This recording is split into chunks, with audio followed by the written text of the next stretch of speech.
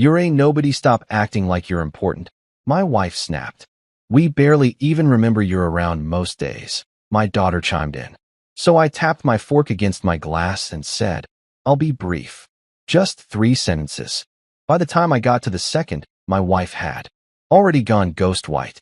Sunday morning brunch at the Reyes house. You'd think it was some kind of sacred ritual the way Simone insisted on it every damn week. The dining room table stretched out like a battlefield, covered in her fancy bone china that probably cost more than most people's rent. Everything had to be perfect for her little performance, from the crystal glasses that caught the morning light just right to the artisanal jam she'd ordered online from some boutique in Vermont. I sat at what used to be the head of the table, back when I actually mattered in this house. Now it felt more like the defendant's chair in some twisted courtroom where I was always guilty of something I couldn't quite name. The familiar weight of invisible judgment pressed down on my shoulders as I watched my family, if I could still call them that, settle into their usual roles. Simone glided in wearing that silk robe she'd bought during her successful businesswoman phase, the one that cost $300 and made her feel like she was starring in some upscale lifestyle magazine. Her dark hair was perfectly styled, even though she'd supposedly just rolled out of bed, and that practiced smile was already plastered across her face. The same smile she used on clients, on neighbors, on anyone she needed to impress. Never genuine. Always calculating. "Morning, honey," she said to me, but her voice had that edge to it. That tone that said she was already annoyed before the day had really started. She poured herself orange juice from the crystal pitcher, the ice cubes clinking against the glass like tiny warning bells. Brielle slouched in next, still in her pajamas, but somehow managing to look effortlessly put together the way only 22-year-olds can. My daughter had inherited her mother's sharp features and sharper tongue, though she wielded hers with the casual cruelty that comes from never having to worry about consequences. Her boyfriend Leon trailed behind her like a loyal puppy, all swagger and overpriced sneakers, calling out, "Morning, Pops," in that way that made it clear he didn't respect me enough to use my actual name. The conversation started innocently enough. Weekend plans, some gossip about neighbors, Leon bragging about his latest cryptocurrency investment like he was the next Warren Buffett. I nodded along, made the appropriate sounds, played my part as the background character in my own life. It was easier than fighting. Had been for years now. But then Simone's parents arrived, and the real show began. Margaret and Harold, still sharp and judgmental in their 70s, took their seats with the kind of authority that came from old money and older grudges. They'd never liked me, not from day one, and 25 years of marriage hadn't softened their opinion any. I was still the working-class kid who'd somehow tricked their precious daughter into settling for less than she deserved. The attacks started subtle, the way they always did. Little digs disguised as concern, observations that sounded helpful but cut deep. Leon mentioned how his dad had just gotten promoted to senior partner at his law firm, and Harold made sure to catch my eye when he said, "Must be nice to have that kind of stability in the family." Brielle jumped in next, because she'd learned from the best. "Speaking of stability, Dad, any luck with the job hunt? It's been, 3 months now." She said it with this fake sweetness that made my stomach turn. Like she was genuinely worried instead of just twisting the knife. I took a sip of my coffee, the cheap stuff I'd bought because Simone had made it clear that her premium blend was for contributing members of the household only, and felt that familiar burn in my chest, not from the caffeine, but from the accumulated weight of 1,000 small humiliations. Then Simone went in for the kill. She lifted her mimosa glass, looked around the table to make sure she had everyone's attention, and delivered the line that would change everything. Her voice was casual, conversational, like she was commenting on the weather instead of driving a stake through what was left of my dignity. "You know what, David? You're a nobody. Stop acting like you're important." The words hung in the air like smoke from a gunshot. Margaret actually smiled. Harold nodded approvingly. Leon snorted into his orange juice.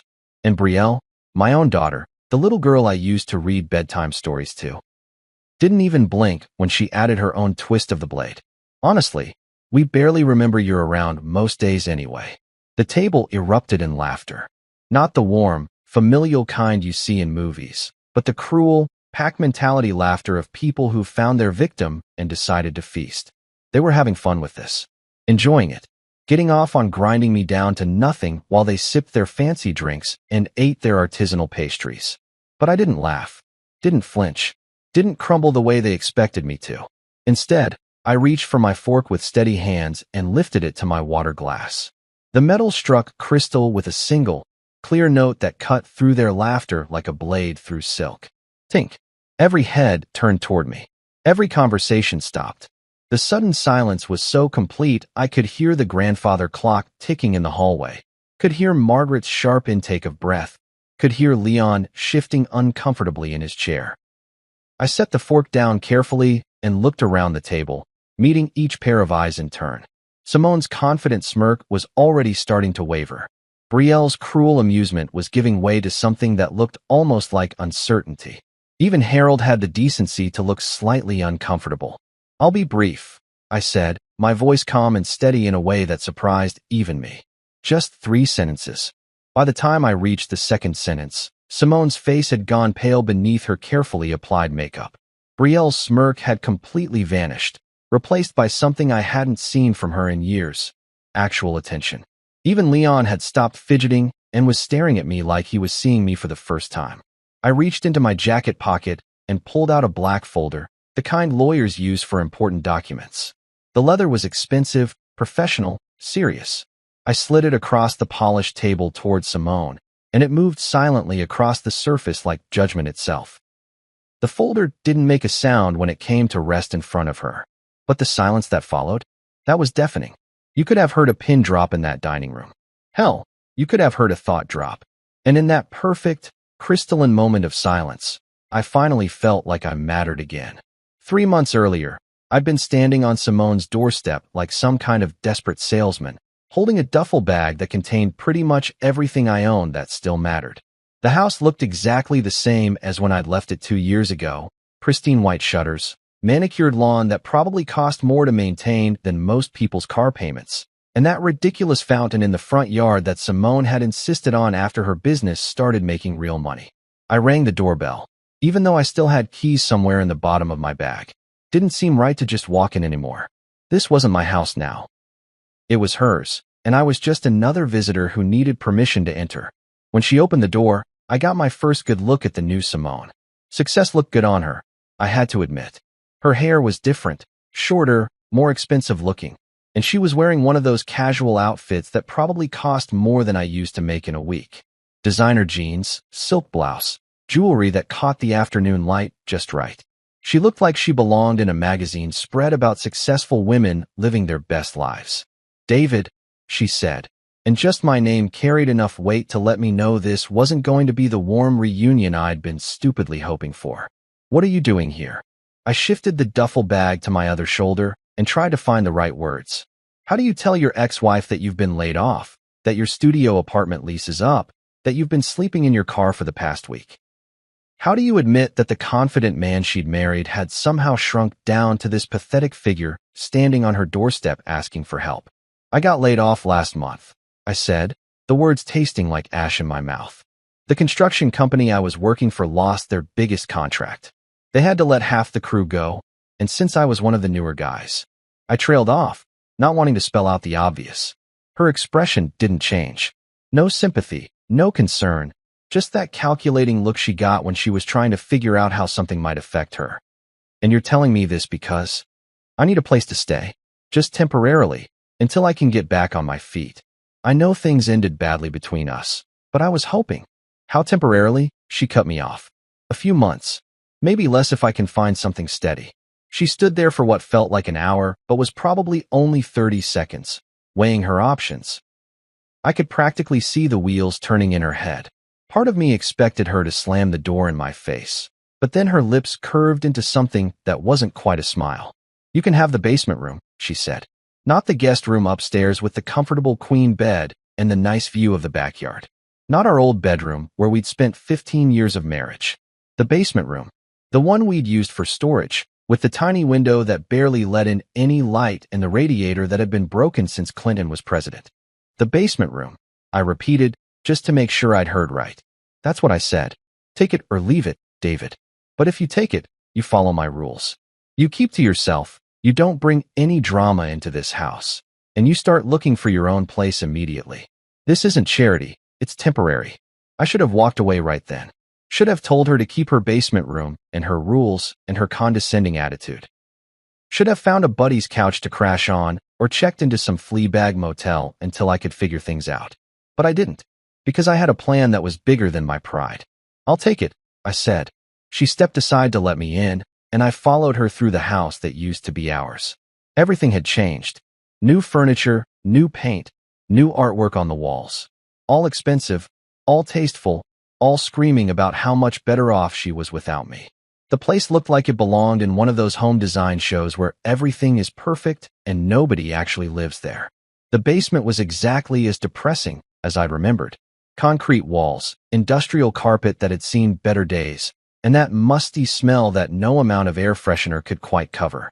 The radiator sat in the corner like a rusted monument to neglect, cold and useless. The bed was a twin mattress on a metal frame that squeaked every time you breathed on it. There are sheets in the closet, Simone said from the doorway, like she was giving me a tour of a prison cell. Bathrooms at the end of the hall. Try not to use too much hot water. The water heater is old. I dropped my duffel bag on the bed and looked around my new kingdom. 25 years of marriage, 15 years of building a life together.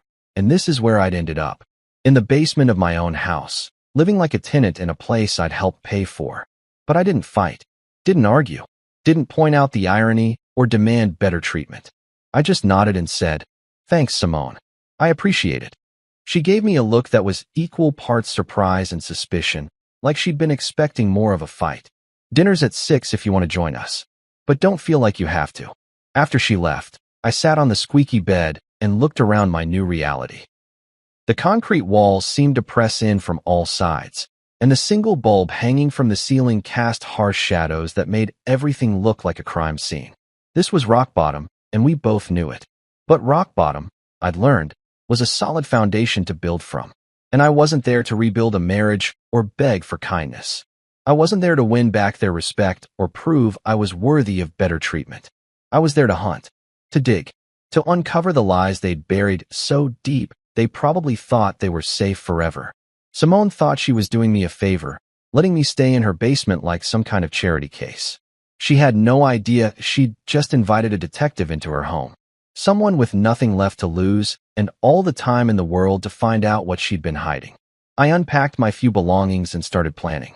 The basement might have been cold and damp and depressing, but it was also quiet, private. The perfect place to work in the shadows while the people upstairs lived their lies in the light. They wanted me invisible? Perfect. Invisible people see everything. Sitting in that basement room, surrounded by the ghosts of my former life, I couldn't help but remember when things were different. When I wasn't just some unwanted house guest begging for scraps of dignity. There was a time, and it felt like a lifetime ago now, when I actually mattered in this house. When my voice carried weight and my presence filled rooms instead of haunting them. I used to be the dad who showed up, not the weekend warrior type or the guy who threw money at problems and called it parenting. I was hands-on, present, involved in every messy, beautiful detail of raising Brielle. Back when she was 7, 8, 9 years old, I was the one tucking her into bed every single night, reading stories until my voice was hoarse and she'd finally drift off with her tiny hand still clutching mine. Those bedtime stories weren't just quick chapter readings either. We'd create whole worlds together, making up voices for every character, acting out the dramatic parts until she'd giggle so hard she'd get hiccups. I remember this one book about a princess who saved dragons instead of the other way around, and Brielle would insist I do the dragon voice every time. I'd growl and roar until the neighbors probably thought we were running some kind of zoo in there.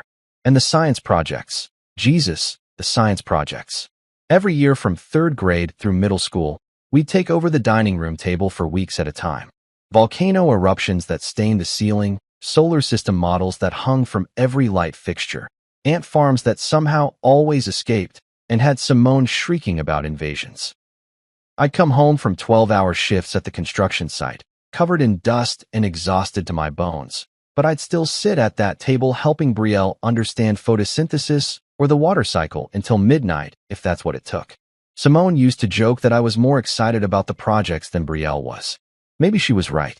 There was something magical about watching my daughter's face light up when she finally grasped the concept. When the pieces clicked together and she'd jump up shouting, "I get it, Dad. I get it." Those moments made every sore muscle and late night worth it. The weekend breakfasts were my specialty. Saturday mornings, I'd wake up early and turn the kitchen into my personal restaurant.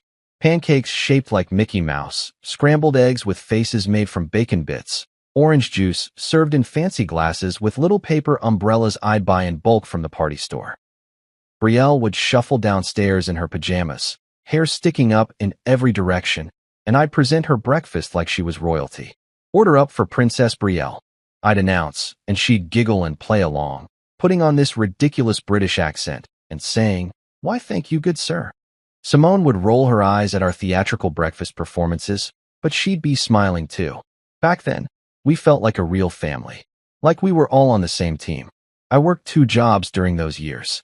The construction gig during the day, and evenings I'd do handyman work for neighbors, fixing leaky faucets and painting bedrooms and installing ceiling fans.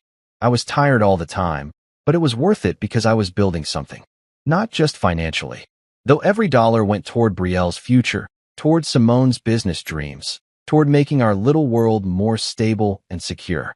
I was building a legacy. A family that would remember me as the guy who showed up, who put in the work, who made sacrifices without complaint.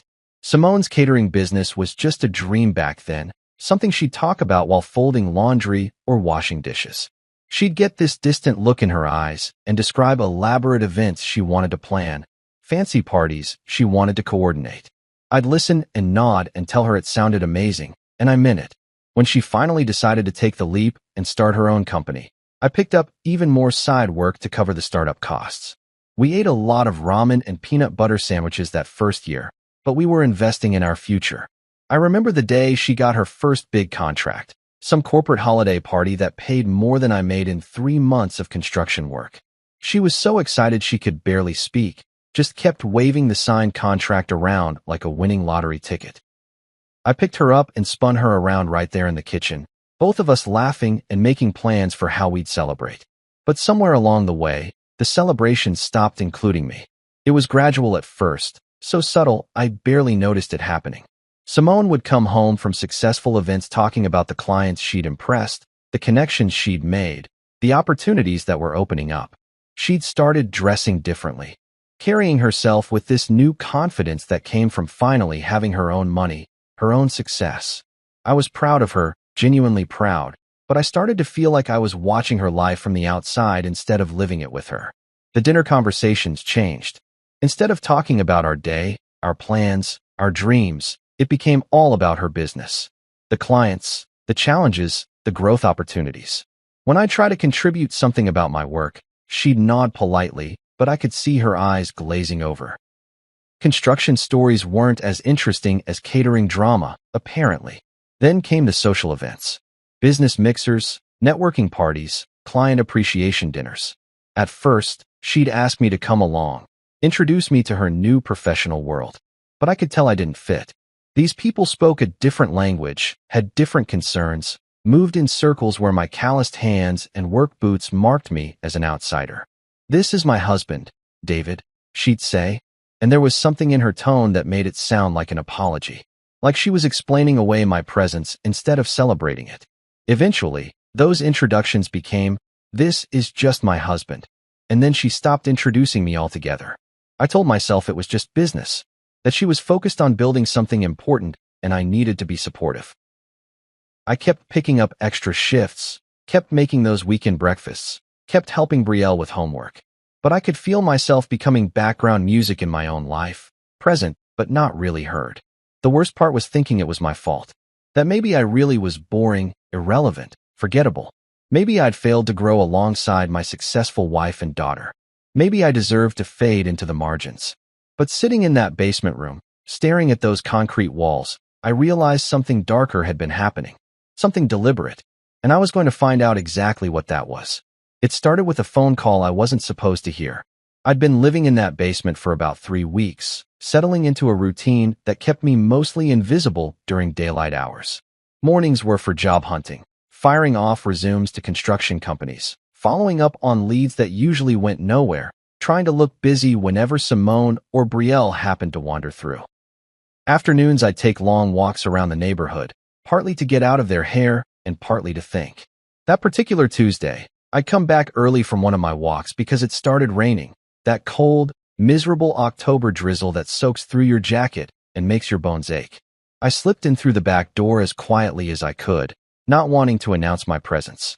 The house had that empty feeling it got in the middle of the day, when Brielle was at her marketing job and Leon was off doing whatever it was he did for work. I was heading toward the basement stairs when I heard Simone's voice drifting from the kitchen. She was on the phone, but something about her tone made me stop. It wasn't her usual business voice, confident, professional, slightly impatient. This was different. Hushed, almost secretive. I found myself standing in the hallway like some kind of creep, straining to catch her words through the partially closed kitchen door. The smart thing would have been to keep walking, to mind my own business and head downstairs where I belonged. But something in her voice triggered every instinct I had left. "No, he doesn't know," she was saying, and my blood went cold. "He still thinks we lost everything years ago." The words hit me like a punch to the gut. Lost everything? What the hell was she talking about? I pressed myself closer to the wall, my heart hammering against my ribs. "I know it sounds harsh, but you have to understand what I was dealing with," Simone continued. "He was dragging us down. No ambition, no drive. I couldn't let him hold back everything I'd worked for." There was a pause while whoever was on the other end spoke. I held my breath, afraid that even the sound of my breathing might give me away. "The paperwork was perfect," she said finally. "Craig made sure of that. And it's not like David ever paid attention to the finances anyway. He signed whatever I put in front of him without reading it. Made the whole thing so much easier." My legs felt weak. I had to lean against the wall to keep from collapsing. What paperwork? What had I signed? The divorce papers, obviously, but what else? My mind raced through memories of those final months before our separation, when everything was chaos and confusion and I was just trying to hold my family together. "Trust me, he has no idea what's really in those accounts," Simone laughed, and the sound made my skin crawl. "As far as he knows, the business failed and we're all just scraping by. Poor little victim David, losing his job right when his family needs him most." I backed away from the door as quietly as I could, my whole body shaking with rage and betrayal. The stairs to the basement had never felt so steep. I made it to my room and closed the door behind me, then sat on that squeaky bed trying to process what I'd just heard. They hadn't lost everything. The business hadn't failed. It was all a lie, a carefully constructed fiction designed to keep me from getting what was rightfully mine in the divorce. And I believed it. I'd felt guilty about losing my job at the worst possible time, felt like I was abandoning them when they needed financial support the most. That night, I couldn't sleep. I kept replaying the conversation in my head, analyzing every word, trying to figure out how deep this deception went. By morning, I knew what I had to do. I needed help, and I knew exactly who to call. Elijah Martinez had been my best friend in high school, back when we were both just working-class kids with big dreams and no clear path to achieving them. While I'd gone into construction, he'd gotten into computers, riding the tech wave through college, and into a career that had taken him places I could barely imagine. These days, he ran his own cybersecurity consulting firm, helping companies protect themselves from hackers and digital thieves. We'd stayed in touch over the years, though not as closely as we should have. Christmas cards, the occasional beer when he was in town, that kind of thing. But when I called him that Wednesday morning, it was like no time had passed at all. "David Reyes," he said when he picked up, and I could hear the smile in his voice. "It's been too long, man. How's life treating you?" "Not great, to be honest," I said. "I need your help with something, and it's not exactly legal advice I'm looking for." There was a pause. "What kind of help we talking about?" I told him everything. The divorce, the supposedly failed business, the conversation I'd overheard, my suspicions about hidden assets and forged documents. Elijah listened without interrupting, and when I finished, he was quiet for a long moment. "You really think they buried something that deep?" he asked finally. "I don't think, Eli," I said, surprised by the certainty in my own voice. "I know. The question is whether we can prove it." He repeated. "I like that. You know this could get messy, right? If they've been hiding assets and falsifying documents, we're talking about serious fraud here. The kind of thing that ruins lives." My life's already ruined, I said. The question is whether I'm going to let them get away with it. Another pause. Then, when can you meet? I think it's time we did some digging. Over the next few weeks, Elijah became my partner in what felt like the most important investigation of my life. He'd come by the house when everyone was out, bringing equipment I didn't recognize and asking questions about old computers, backup drives, anything that might contain digital evidence of what Simone had been up to. The thing about digital information, he explained during one of our sessions, is that it never really goes away. People think they can delete files, wipe hard drives, cover their tracks, but there's always something left behind. Ghost data, cached files, automatic backups they forgot about. We started with the obvious stuff, the desktop computer in the home office that Simone used for her business, the laptop she carried around for client meetings. But those had been scrubbed clean, probably by this Craig guy she'd mentioned. Professional job, too. Whoever had done it knew what they were doing. But then Elijah suggested we check the attic. People always forget about the old machines, he said. The desktop that got replaced 5 years ago, the laptop that's too slow for daily use but too expensive to throw away. That's where the real treasure is usually buried. And that's where we found it. An old Dell desktop from 2018, covered in dust and connected to a monitor that probably weighed 50 pounds. It took some doing to get it running again, but when we did, it was like striking gold. Jesus, Elijah whispered, staring at the screen. David, you need to see this. The files were all there, buried in folders with innocent names like household_expenses and miscellaneous_legal. Bank statements, transfer records, emails between Simone and her financial advisor. A paper trail that told the whole ugly story of how my ex-wife had systematically stolen my future while convincing me I was the problem. The folder labeled miscellaneous_legal looked innocent enough sitting there on that dusty old desktop, buried 3 levels deep in a directory structure that would have taken forever to find without Elijah's help. Just another boring administrative folder, the kind of digital filing cabinet that every household accumulates over the years. Tax documents, insurance policies, warranty information, the mundane paperwork of modern life. But when Elijah double-clicked on it, my entire world shifted on its axis. The first file that caught my attention had a name that made my blood run cold.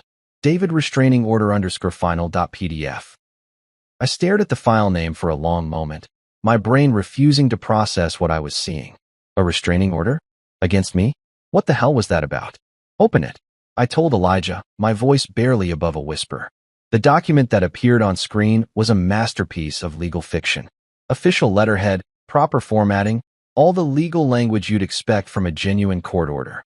It accused me of threatening behavior towards Simone and Brielle, of making them fear for their safety, of being an unstable and potentially dangerous presence in their lives.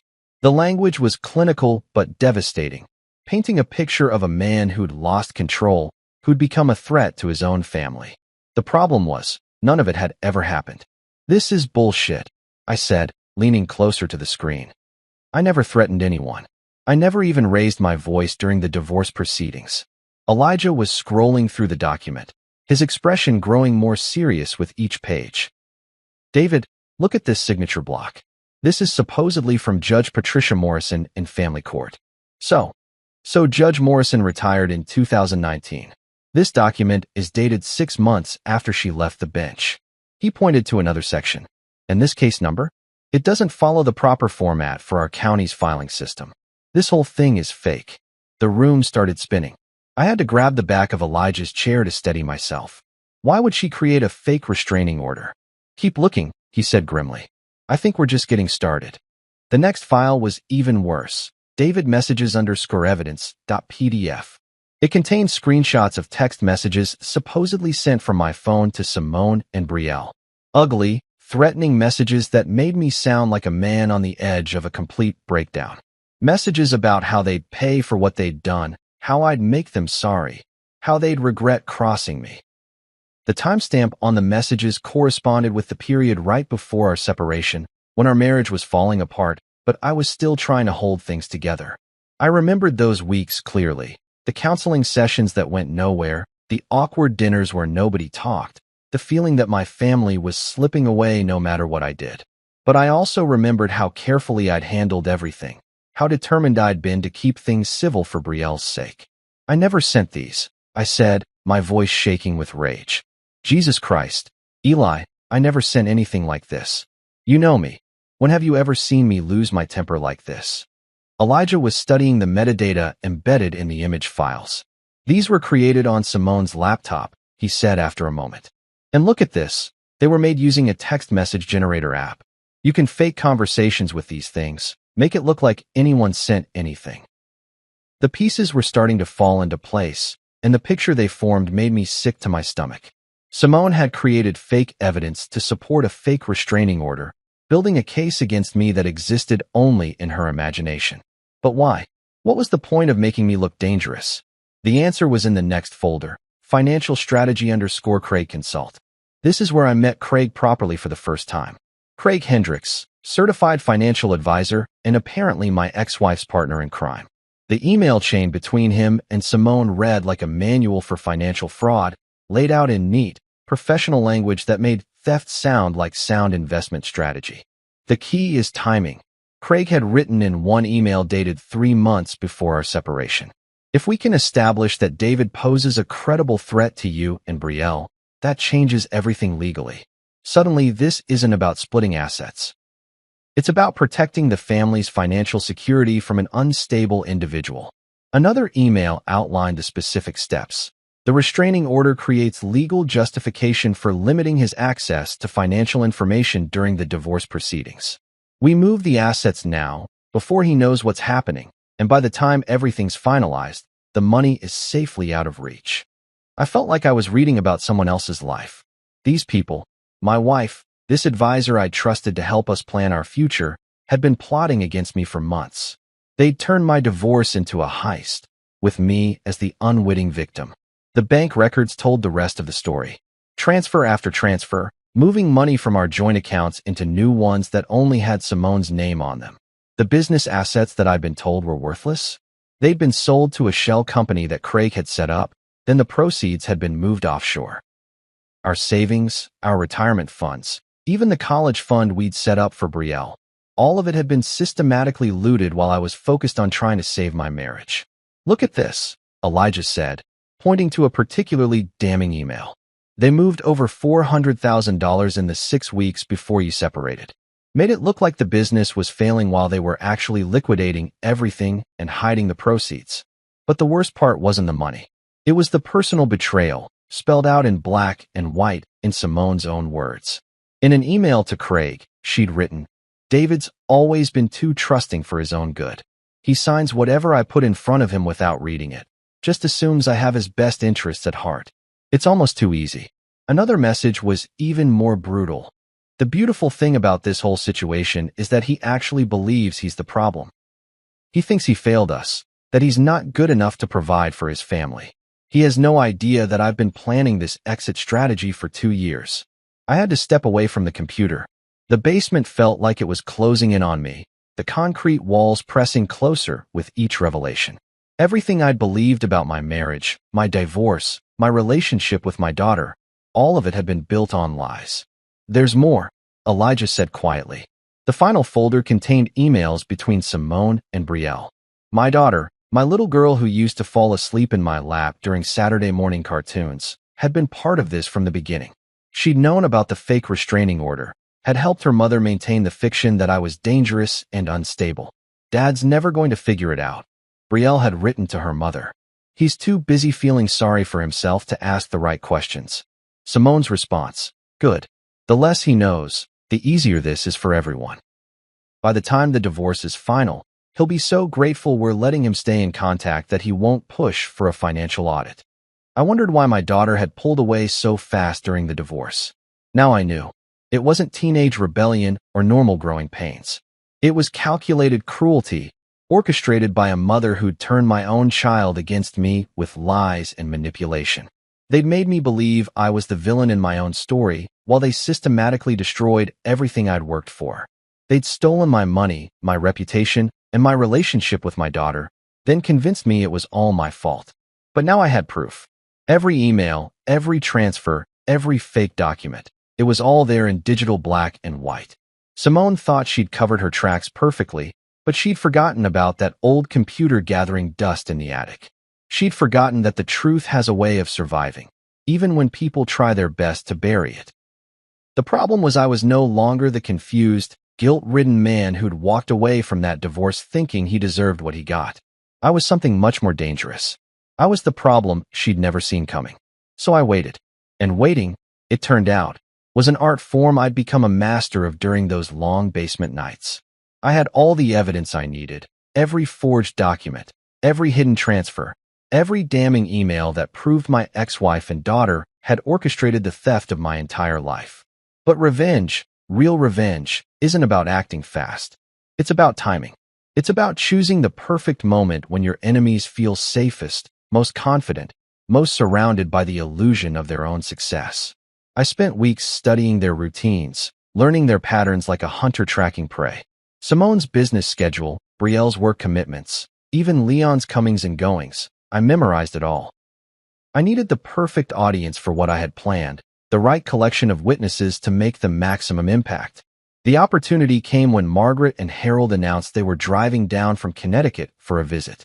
Simone's parents, those twin pillars of judgment and condescension who'd never thought I was good enough for their precious daughter. They'd be staying the weekend, which meant Sunday brunch would be a command performance, the kind of elaborate family gathering where everyone dressed up and pretended to be happier than they actually were. Perfect. I spent that Saturday night in my basement room, going through the black folder one more time. Copies of every document, every email, every piece of evidence that Elijah had helped me compile into an airtight case. The original files were safely stored in 3 different locations: a safety deposit box, Elijah's office, and with a lawyer I'd quietly retained. But this folder, this beautiful leather-bound collection of truth, was going to be my nuclear option. Sunday morning arrived gray and drizzly, the kind of October weather that made everything look washed out and depressing. But inside the house, Simone had created her usual atmosphere of forced cheer. The dining room table was set with her finest china, the stuff that came out only for special occasions and important guests. Crystal glasses caught the light from the chandelier, casting tiny rainbows across the white tablecloth. Fresh flowers, artisanal everything. The whole performance designed to showcase her success and sophistication. I dressed carefully that morning. Not my usual basement dweller uniform of old jeans and wrinkled shirts, but my best suit, the navy one I'd worn to job interviews and court appearances. I wanted to look like someone who deserved to be taken seriously, someone whose words carried weight. The black folder sat on my dresser like a loaded weapon, waiting for its moment.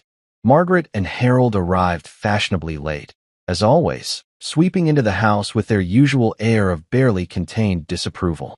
They hugged Simone and Brielle with genuine warmth, then offered me the kind of polite handshake you'd give a stranger at a business meeting.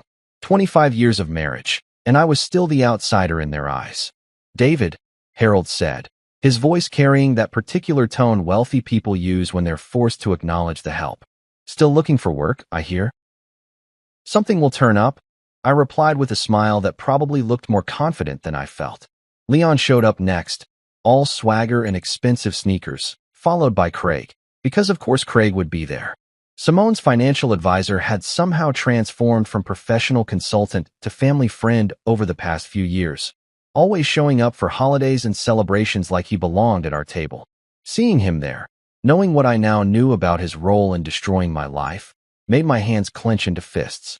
But I kept my cool, nodded politely when he clapped me on the shoulder and asked how I was holding up, smiled when he made some joke about how tough the job market was for guys our age, all while thinking about the emails I'd read, the ones where he'd outlined exactly how to steal everything I'd worked for while making me grateful for the scraps they left behind. The conversation during brunch followed its usual script. Business talk that excluded me, family gossip I wasn't really part of anymore, Leon's latest get-rich-quick schemes that everyone pretended to find fascinating. I sat there eating my eggs Benedict and playing my role as the sad, unemployed ex-husband who should be grateful they were even letting him share their table. Then the attack started, subtle at first. Margaret mentioning how nice it must be for Harold to have that kind of stability in his career, with a meaningful glance in my direction. Brielle asking about my job hunt with that fake concern that barely concealed her contempt. Leon talking about his father's latest promotion, while somehow making it clear that real men didn't find themselves unemployed at my age. I absorbed it all with the patience of someone who knew exactly how this story was going to end. Every insult, every condescending comment, every smug look across the table just added fuel to the fire that was building inside me. They thought they were dealing with the same broken man who'd skulked away from his divorce 2 years ago. They had no idea what I'd become during those long basement nights. The moment I'd been waiting for came when Simone decided to go in for the kill. She'd been drinking mimosas steadily since Margaret and Harold arrived, and alcohol always made her crueler, more direct. She lifted her crystal glass, looked around the table to make sure she had everyone's attention, and delivered the line that would trigger everything I'd been planning. "You know what, David? You're a nobody. Stop acting like you're important." The table went silent for a heartbeat, then erupted in that familiar chorus of cruel laughter. Margaret actually applauded. Harold nodded approvingly. Craig smirked into his coffee cup. And Brielle, my own daughter, the little girl I'd taught to ride a bike and help with her homework and loved more than my own life, looked me straight in the eye and twisted the knife deeper. "Honestly, we barely remember you're around most days anyway." More laughter, more smug satisfaction, more confirmation that they saw me as nothing more than a pathetic charity case who should be grateful for whatever scraps of dignity they were willing to throw my way. But I didn't laugh, didn't flinch, didn't crumble the way they expected me to. Instead, I reached for my fork with steady hands and lifted it to my water glass. The metal struck crystal with a single, clear note that cut through their laughter like a blade. Tink. Every conversation stopped. Every head turned toward me. The sudden silence was so complete I could hear Margaret's sharp intake of breath, could hear the grandfather clock ticking in the hallway, could hear my own heartbeat pounding in my ears. I set the fork down carefully and looked around the table, meeting each pair of eyes in turn. Simone's confident smirk was already starting to waver. Brielle's cruel amusement was giving way to uncertainty. Even Craig had stopped smirking and was watching me with something that looked almost like wariness. "I'll be brief," I said, my voice calm and steady in a way that surprised even me. "Just 3 sentences." The first sentence made Harold shift uncomfortably in his chair. The second sentence made Simone's face go pale beneath her carefully applied makeup. By the time I reached the third sentence, Brielle's smirk had completely vanished and Leon was staring at me like he'd never seen me before. Then I reached into my jacket pocket and pulled out the black folder. The leather was expensive, professional, serious, the kind of folder that contained important documents, legal papers, life-changing information. I slid it across the polished table toward Simone, and it moved silently across the surface like judgment itself. The folder came to rest in front of her without making a sound. But the silence that followed? That was deafening. You could have heard a pin drop in that dining room. Hell, you could have heard a thought drop. Simone stared at the folder like it was a live grenade. Her hands trembled slightly as she reached for it. And when she opened it and saw the first page, that beautiful, damning email where she'd outlined her entire strategy for destroying me, all the color drained from her face. "What is this?" she whispered, but her voice carried no real conviction. She knew exactly what it was. I didn't answer, just grabbed my coat from the back of my chair and headed for the door, leaving them all sitting there in that perfect, crystalline silence.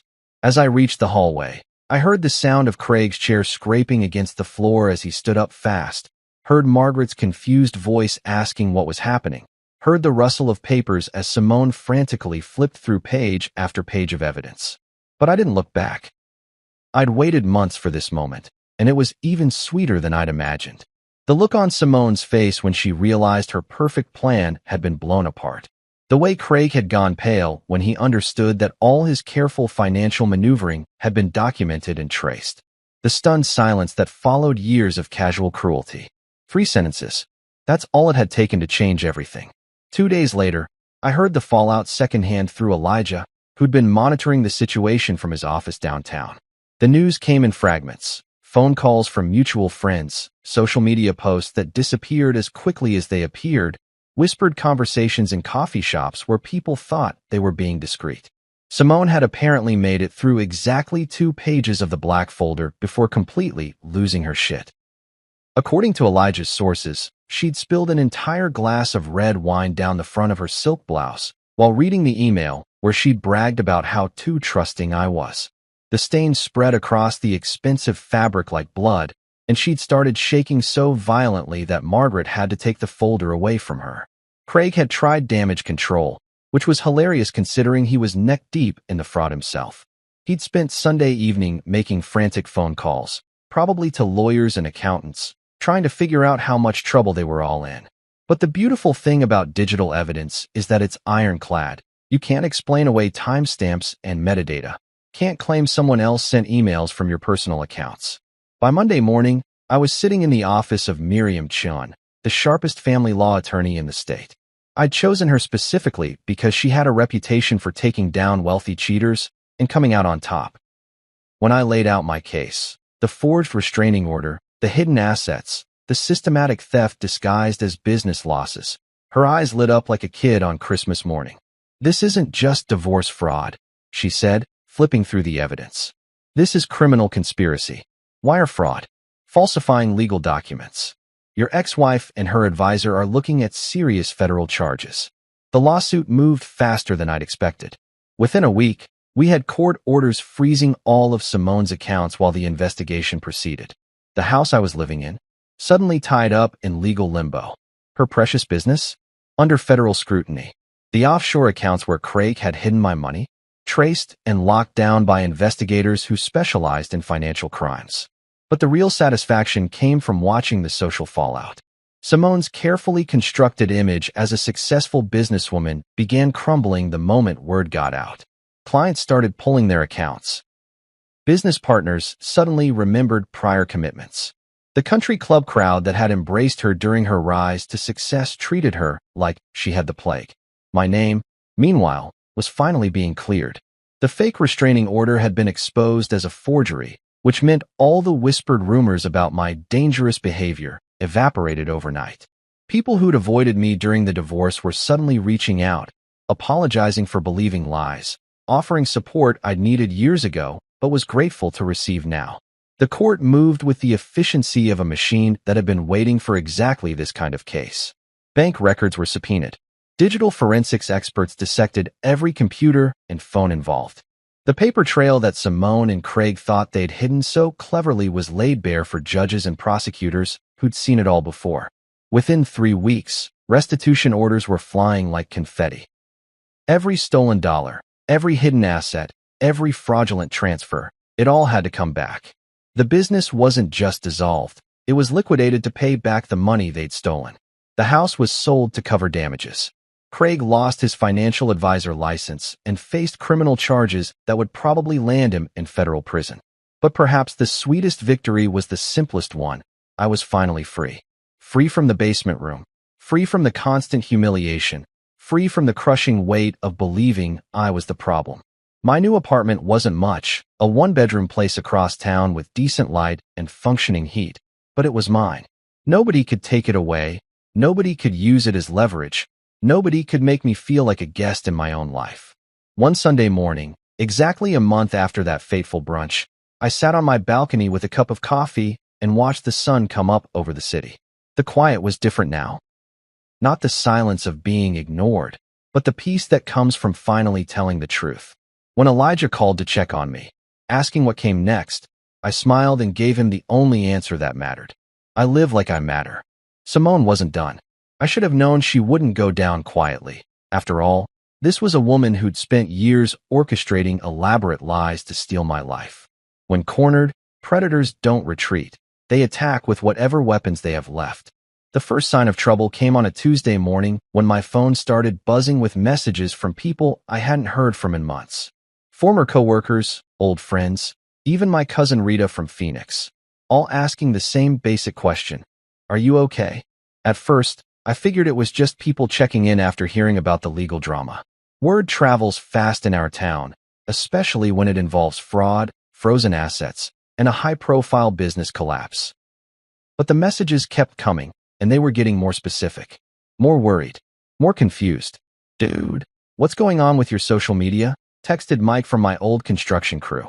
"This stuff you're posting is seriously messed up." "Social media? I barely used Facebook anymore, and my Instagram account had been dormant for over a year. What the hell was he talking about? I grabbed my laptop and logged into Facebook, and what I found there made my blood run cold. Someone had been posting from my account. Rants about Simone, wild accusations about her business practices, rambling manifestos about being betrayed by the system. The posts were unhinged, desperate, exactly the kind of thing an unstable ex-husband might write during a mental breakdown. But I hadn't written any of it. The posts painted a picture of a man spiraling out of control, making wild threats, and sounding increasingly dangerous. One post claimed I was watching them and planning something special. Another talked about how they'll all pay for what they did. The language was deliberately inflammatory, designed to make me look like exactly the kind of unstable person that fake restraining order had claimed I was. Whoever was writing these posts knew me well enough to get the details right. They referenced specific incidents from my marriage, used phrases I might actually say, even included photos from my account that made the whole thing look authentic. But the tone was all wrong, too angry, too threatening, too much like the fictional version of me that Simone had created years ago. I screenshotted everything before calling Elijah. Someone's hijacked my Facebook account, I told him. They're making me look like a complete psycho. Send me everything, he said immediately. Don't delete anything. Don't respond to any comments. Don't try to fix it yourself. We're going to trace this back to whoever's doing it. Meanwhile, the fake posts were doing their job. Old friends were unfriending me. Former co-workers were avoiding my calls. Even the lawyer Miriam seemed concerned when she called to check on my mental state. The court case that had been going so well suddenly felt fragile, like this new development might somehow derail everything we'd built. But Elijah worked his magic. Within 48 hours, he'd traced the IP address of the fake posts right back to Simone's laptop. The timestamps showed she'd been creating these fictional rants during her lunch breaks, probably sitting in some coffee shop downtown, crafting lies designed to destroy what was left of my reputation. Even better, she'd been sloppy about it. The digital forensics showed she'd logged into my account using password recovery emails sent to an old address I'd forgotten about, an address she still had access to from our married days. She'd been using personal information only she would know to impersonate me online. When we presented this evidence to the court, Judge Martinez didn't even try to hide his disgust. "Mrs. Reyes," he said, raising his eyebrow as he looked over the technical report, "do you deny creating these false social media posts under your ex-husband's name?" Simone's lawyer had apparently coached her to stay calm, but when directly confronted with the evidence, she cracked. The tears started flowing. Those practiced tears she'd always used when caught in a lie, the ones that had worked so well during our marriage when I was too trusting to see through them. "Your Honor, I was just trying to protect myself," she sobbed. "He's been so angry since the divorce, and I was afraid." "Ma'am," the judge interrupted, "you created fraudulent social media posts designed to make your ex-husband appear dangerous and unstable. This isn't protection, it's defamation. It's harassment. And given the pattern of behavior we've already established in this case, it's further evidence of your willingness to manipulate legal proceedings for personal gain." The fake tears didn't work this time. How could they? The digital evidence was ironclad, the pattern of deception was clear, and Judge Martinez had obviously seen enough divorce fraud to recognize desperate manipulation when it was sitting right in front of him. Her reputation, already damaged by the financial fraud revelations, didn't just take a hit. It collapsed completely. The few clients who'd stuck with her through the initial scandal now bailed entirely. Business partners who'd been giving her the benefit of the doubt cut all ties. Even her country club friends, who'd initially rallied around her with talk of innocent until proven guilty, started crossing the street to avoid her. The beautiful irony was that in trying to make me look unstable, she'd revealed just how desperate and unhinged she'd become herself.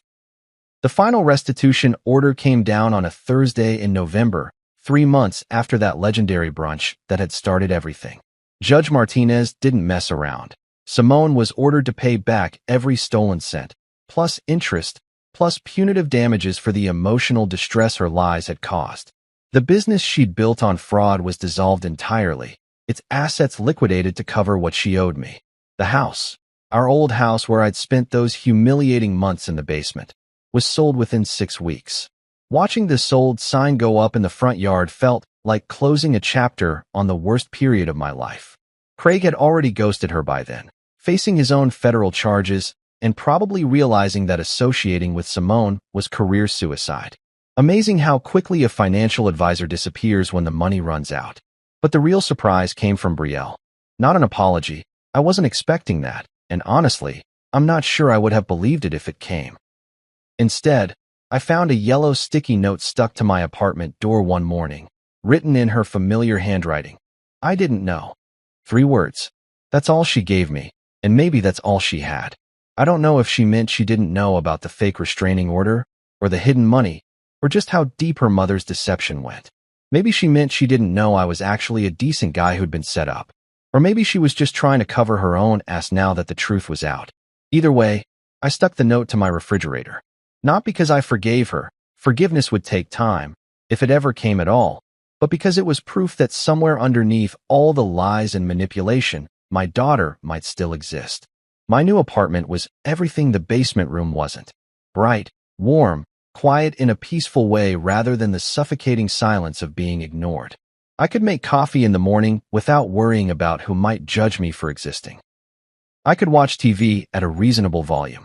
I could invite friends over without asking permission. One Sunday morning, I brewed coffee and sat on the small balcony, watching the city wake up below me. The quiet was deep and kind, not the absence of sound, but the presence of actual peace. No one was plotting against me here. No one was lying about me or stealing from me or making me feel like I should apologize for taking up space. When Elijah called to check in, asking his usual question about what came next, I smiled and gave him the answer that had become my new mantra. I live like I matter, I said. And for the first time in years, I actually believed it. A week later, the email arrived like a ghost from a past I thought I'd finally buried. The subject line read, "We were your family," which was typical Simone, always making everything about what I'd supposedly done wrong, never about what she'd actually done. I stared at that subject line for a long moment before opening it. Part of me was curious about what final card she thought she had left to play. Part of me just wanted to delete it and move on. But I'd learned the hard way that ignoring Simone's manipulations didn't make them go away. It just gave her more time to plan her next attack. The email was exactly what I'd expected, a masterclass in gaslighting disguised as emotional vulnerability. "You betrayed us," she wrote, as if documenting her fraud was somehow worse than committing it. "You'll die alone," she continued, because nothing says loving ex-wife like wishing death and isolation on someone.